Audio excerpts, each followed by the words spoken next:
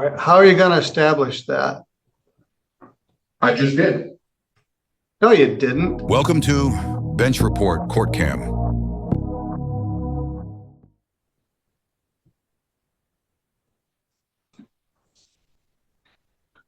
Good morning, sir. This is Judge Middleton. I wanted to have a chance to talk with you. Are you Arian Fisk? Yes, sir.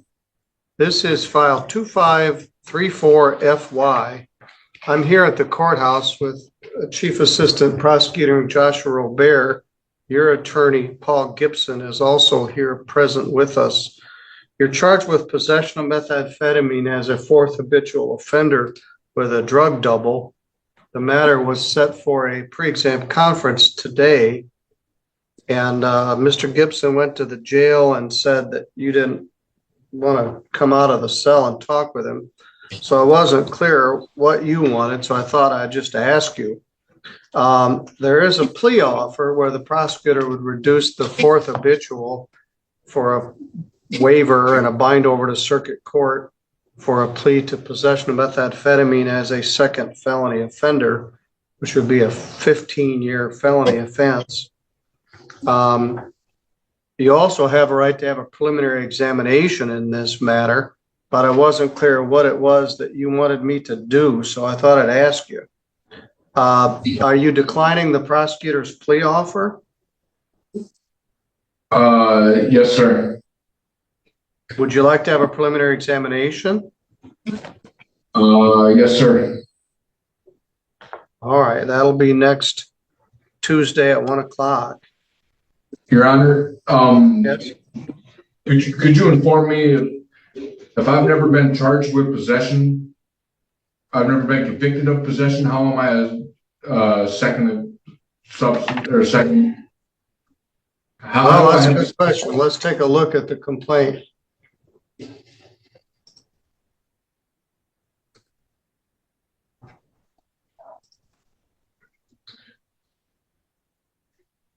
Another thing is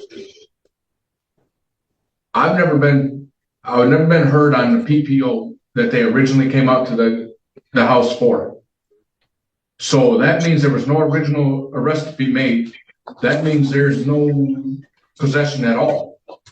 They came out to arrest me on a PPO. That PPO was evidently dismissed. So that means there's no original arrest to be made. That means I have no possession. Well, all right. That's certainly something that could be explored at the prelim. According to the charge, you were charged with operating a meth lab on April 17th of 2015. That is not possession. Well, it's a previous drug charge, so it qualifies under the statute. So your contention is that the pretext for the arrest was not valid, and we can certainly explore that.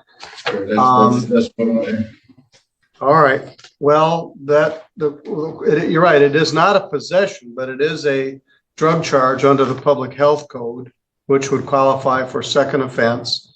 And I don't know much about it because I'm not supposed to till we get there. So you have a right to a prelim, and we'll do it next Tuesday at 1 o'clock. Now, okay. Mr. Gibson can't help you unless you talk to him. And so we can explore this, your conjecture that this arrest never should have taken place in the first place. But Mr. Gibson does not represent me. Who does represent you? I do.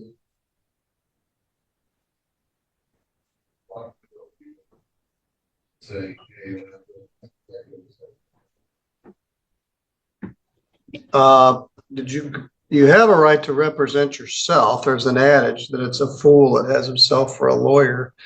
You didn't understand the statute. You don't have a law degree. You don't understand the rules of evidence, and you are facing a potentially 20-year prison sentence or worse. But we'll discuss it further. For the time being, Mr. Gibson is still there, at least in an advisory capacity. will make a determination whether you can represent yourself. But you've got some complicated issues. If your contention is that there was no PPO and There was a PPO, but okay, I have not been arraigned on that PPO. That means that all right. PPO it did not exist. So that means there is no original arrest to be made. Therefore, there is no possession. All right. How are you going to establish that? I just did. No, you didn't. You just said it. That doesn't mean that it's accurate. I believe you could use some help from a lawyer to run some of these things down. They can actually get the files, look at it, and see it. So for now, I indicate that you wish to represent yourself, but I haven't made a determination yet. Ultimately, you have a right to do that. But I think you could. I have asked for that man not to represent me, and they appointed him anyway. There's a conflict of interest between me and that man. What's that about? It was in our last case versus Patterson, which was 4 months ago. The man called me incompetent, told me I was mentally retarded. I said that man does not represent me. That was on record. And then they tried to have him represent me this time. I said I did not want that man. They said, well, what's the problem? I said, that man and I have a conflict. Well, that's not a conflict. I said, yes, all it right, is. so you would accept counsel, but you don't want Mr. Gibson. Yes. Okay.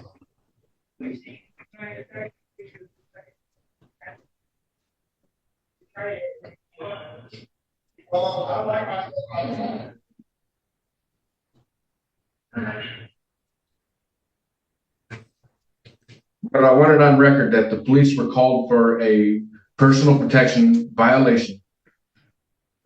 They showed up, they detained me, they searched me, said that they found me to be in possession.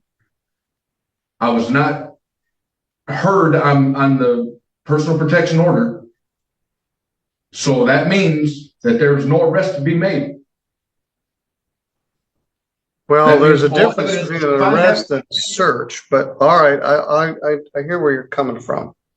Okay, Mr. Gibson, you have any further input regarding this? He indicated you and he had a bad relationship in the previous case.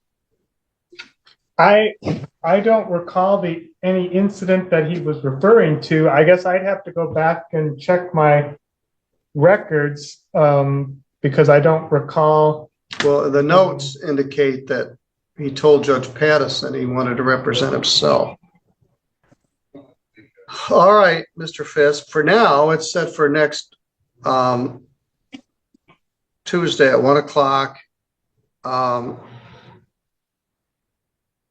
My inclination is to allow other counsel. thank you. Have a position? I don't have a position on that. You want to know what to do next Tuesday? Right, because if he's going to get a new attorney, the new attorney is going to say they're not prepared for a Yes, prelim. correct. All right, I'll allow a new attorney to be appointed and reset the pre-exam Thank you. for next Tuesday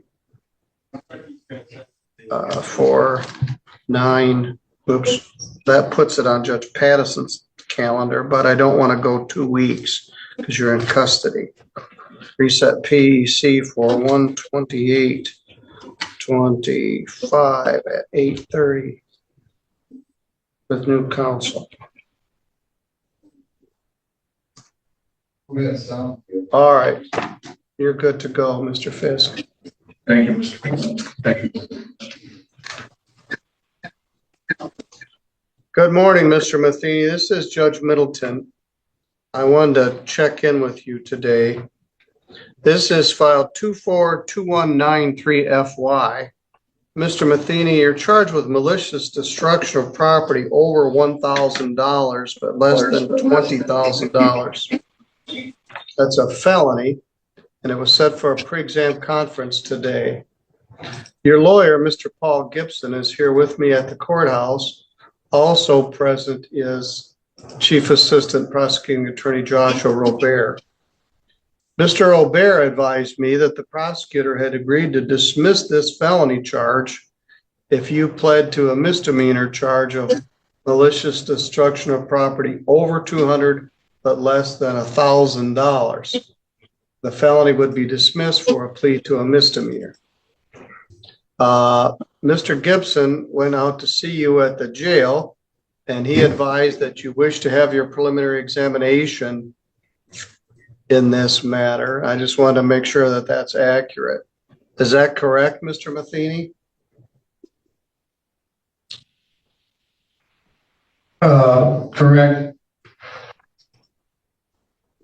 Or you don't wish to accept the misdemeanor plea offer? No, sir. Okay.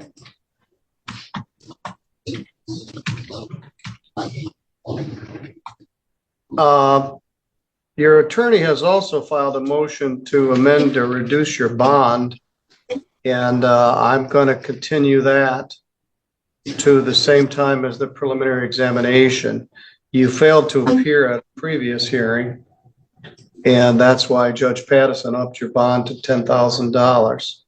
So both your bond motion and your prelim will be set for next Tuesday at 1 o'clock. All right, you're good to go, sir.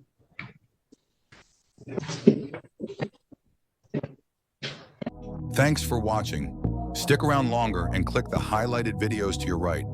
See you there.